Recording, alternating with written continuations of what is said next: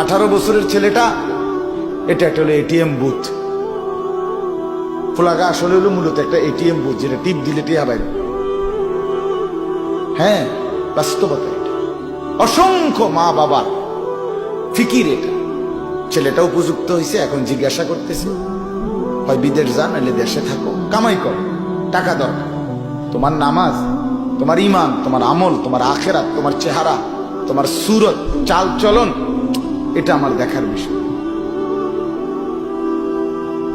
তুমি ধ্বংস হইছো না বরবাদ হইছো, এটা কোনো বিষয় না। টাকা ইনকাম করছো কিনা দেখার বিষয়। এই উভয় পক্ষের, অভিভাবকের খামখেয়ালি, অজ্ঞতা, আর সন্তানদের বেপরোয়া জিন্দিগি।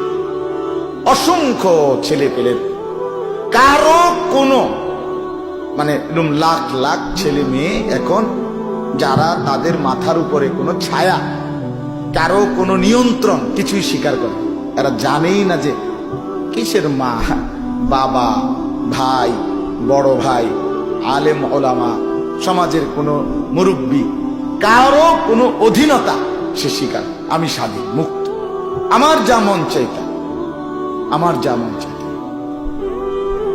এই যে এক জিন্দিগি, এই জিন্দিগি তো গ্রামের চাইতে শহরে আধুনিকতার মোড়ক দিয়ে লক্ষ লক্ষ সন্তান সব ভুলে গেছে। এই মাত্র আমার প্রিয় ছাত্র আমার সাথে আসছে, ভালো আলেমে দ্বীন মাওলানা ইয়াহিয়া, সে নিজেও বয়ান করে। ও আমার এতক্ষণ শুনাইল গাড়ির বসে বসে। কুষ্টিয়া থেকে এক মেয়ে, আপনার মুসলমান মা বাবার মেয়ে, ঢাকা শহরে ইউনিভার্সিটিতে আইসা পড়তে ঢুকছে।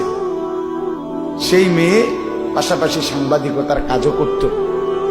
সেই মেয়েটা এখানে আইসা বা ঢাকাতে আইসা সে সম্পূর্ণভাবে নিজের ইসলাম পরিচয় লুকাইয়া নিজেকে হিন্দু পরিচয় দিয়া হিন্দুদের মন্দিরে আসতো, যাইতো, প্রসাদ দিত, পূজা অর্চনা করত। কিছুদিন আগে সে মারা গেছে। মারা যাওয়াতে এখন মন্দিরওয়ালাদের দাবি সে আমাদের এখানে তাকে আগুনে পোড়ানো, আর ওইখান থেকে তার বাবার দাবি সে আমার মেয়ে মুসলমান। বাংলাদেশ, ঢাকা উচ্চ শিক্ষার স্বপ্ন দেখিয়ে বাবা মা পাঠাইছিল। আজকে সে ঢাকা পর্যন্ত আসতে আসতেই সে নিজের ধর্মের পরিচয় ভুলে লুকাইয়াই ফেলছে। ইউরোপ পর্যন্ত যাইলে, ওই পর্যন্ত যাইতে যাইতে কদ্দূর থাকবা, কি থাকবো বলে, ইনসাফের সাথে বলে। এই জন্য বললাম, আফসোসের বিষয় বাবা, আপনাদের কাছে অনুরোধ করছি, এটা ভাবা দরকার। এই যে কয়জন বাপ আছেন, আপনাদের ছেলে মেয়ের দিকে নজর দেন। ছেলেদের দিকে 5 ওয়াক্ত নামাজ, 1 ওয়াক্ত নামাজ পড়ে না, এর জিজ্ঞাসা করেন তুই মানুষের ঘরে হইছ না জানোয়ারের ঘরে।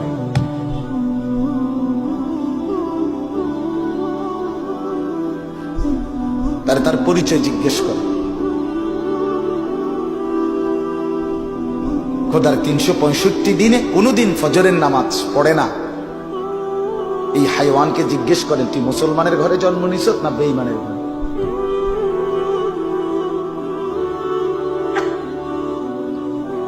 খোদার 365 দিন, 1 বছর এক টানা কোনদিন ফজরের নামাজ পড়তে মন চায় নাই, ভাবো নাই, এত বড় জানোয়ার মুসলমানের ঘরে কেমনে হয়?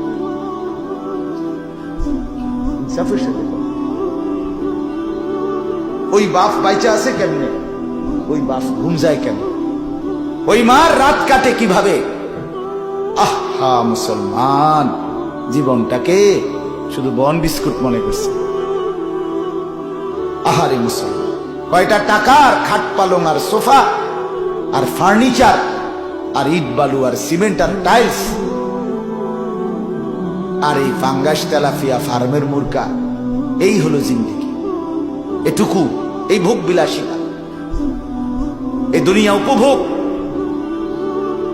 রাসূলুল্লাহ সাল্লাল্লাহু আলাইহি ওয়াসাল্লাম স্পষ্ট হাদিস, হযরত মুআজ ইবনে জাবাল রাদিয়াল্লাহু তাআলা আনহুকে নবী বলছেন, ইয়াকা ওয়াত তানাউম فإن عباد الله ليسوا بالمتنعمين। নবীজি বলছে, মুআজ আমি তোমাকে উপদেশ দিচ্ছি, সাবধান, বিলাসিতা পরিহার করে চলো।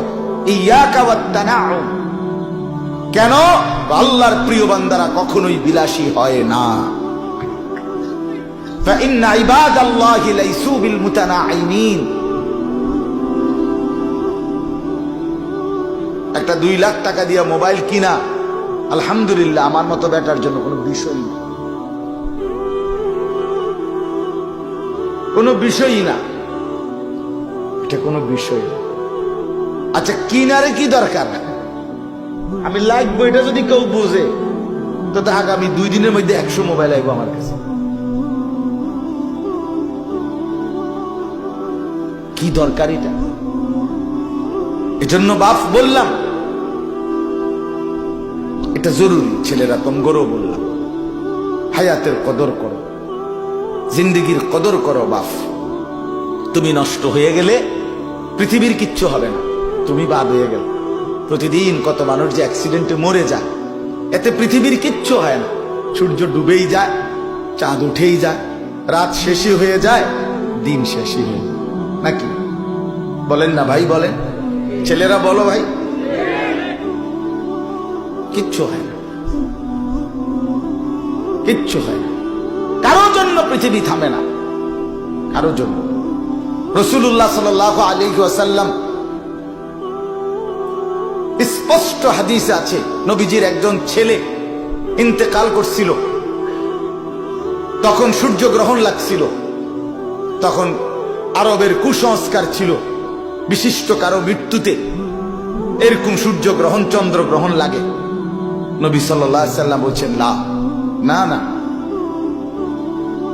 না না না, ইন্না শামসা ওয়াল কামারা লা ইয়াখসিফান লিমাউতি আহাদিন। না বেটা, সূর্য চন্দ্রের মধ্যে গ্রহণ কারো মৃত্যুর কারণে লাগে না। কারো মৃত্যুতে কিছুই থামে না, পৃথিবী চলতেই থাকে, পৃথিবী চলতেই থাকে। চাই সেটা নবীর সন্তান হোক, নবীর সন্তান, কিচ্ছু থামে না। রাস্তায় অ্যাক্সিডেন্টে জ্যাম বেজে যায়, কিন্তু কেউ দাঁড়ায় থাকে না। জ্যাম কাইটা কুইটা দেখছে, লাশ, অ্যাক্সিডেন্ট, মানুষ মরছে, রক্তে ভাইসা গেছে, তারপরও কারো সময় নাই। সবাই ডানে বামে পাশ কাইটা ধীরে ধীরে জ্যাম ভাইঙ্গা ভাইঙ্গা চলেই যায়, কেউ থামে না।